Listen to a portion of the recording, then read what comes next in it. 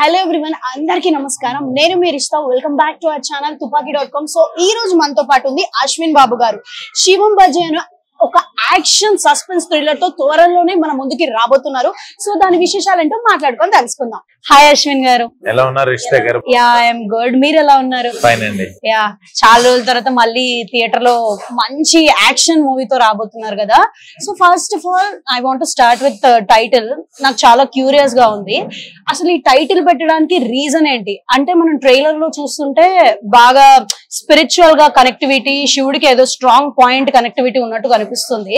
So అలాంటి element తోని, ఆ కనెక్షన్ తోనే ఏదైనా చూస్ చేసుకున్నారా, లేదంటే ఇంకా డిఫరెంట్ గా ఏదైనా అనుకున్నారా? అంటే ద థింగ్ ఏంటంటే అండి, యాక్చువల్ గా శివుడు ఆజ్ఞ లేదే చేమైనా కదలదు అంటారు. ఈ రోజు మన ఇద్దరం ఈ టేబుల్ ముందు ఇలా కూర్చోవాలన్నా కూడా ఆయన ఆజ్ఞే లేదా ఆయన అనుగ్రహమే, ఏది ఆయనకి తెలియకుండా జరగదు అంటారు. సో ఆ పాయింట్ ఆఫ్ వ్యూ లో ఒక కథని అఫ్సర్ హుసేన్ గారు అని మా డైరెక్టర్, మహేశ్వర్ రెడ్డి గారు ప్రొడ్యూసర్ గారితో చెప్పడం, ఆ కథ నా దగ్గర తీసుకురావడం, ఒక చైనా పాకిస్తాన్ కలిసి ఇండియాని సర్వనాశనం చేయాలి, ఒక ఇండియా మ్యాప్ నే లేకుండా చేయాలి అన్నప్పుడు ఇంత కుట్ర వాళ్ళు పందినప్పుడు ఆయన చూస్తూ ఊరుకుంటాడా?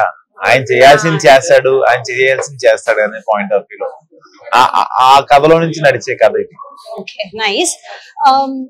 ఫస్ట్ అప్సర్ గారు కథ నరేట్ చేసినప్పుడు అసలు మిమ్మల్ని బాగా అట్రాక్ట్ చేసిన పాయింట్ ఏంటి? ఇప్పుడు మీకు ఇదేదైతే చెప్పానో దీంతో పాటు ఆ శివతత్వం, శివలీల ఉంటుంది సినిమాలో.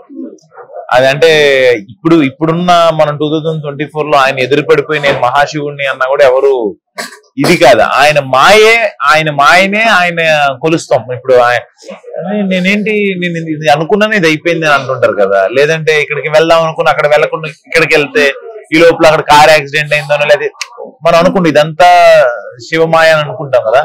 ఆ మాయని తీసుకెళ్తూ ఒక యూనిక్ కాన్సెప్ట్ కి లింక్ పెడతారు.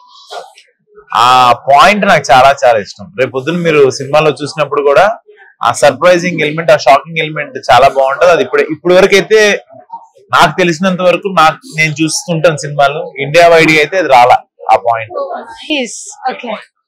ఓకే, యూనిక్ పాయింట్ అయితే ఉంటుందంట.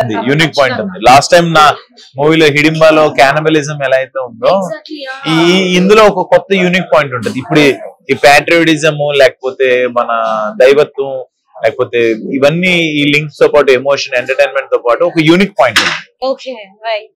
యా, చూసుకుంటుంటే ట్రైలర్ చూస్తుంటే అన్ని ఎలిమెంట్స్ కనిపిస్తుంది. ఎమోషన్ గా, సస్పెన్స్, యాక్షన్, థ్రిల్లర్ అన్ని కనిపిస్తుంది. సో ఎస్పెషల్లీ మీరు స్క్రిప్ట్ సెలెక్ట్ చేసుకునేటప్పుడు అసలు ఏ క్రైటీరియాని మెయిన్ గా ఫాలో అవుతారు? నేను స్క్రిప్ట్ సెలెక్ట్ చేసుకున్నప్పుడు, ఈవెన్ హిడింబా చేసుకున్నప్పుడు కూడా అప్పుడు థియేటర్స్ ఓపెన్ అవుతాయో లేవో తెలియని టైం అది. అప్పుడు అది ఆ కథ సెలెక్ట్ చేసుకున్నప్పుడు అది ఓటీటీకి ఎక్కువ అనే పాయింట్ ఆఫ్ వ్యూ నేను క్యానబిలిజం, బ్లడ్ అనేది దాని మీద తీసుకున్నా.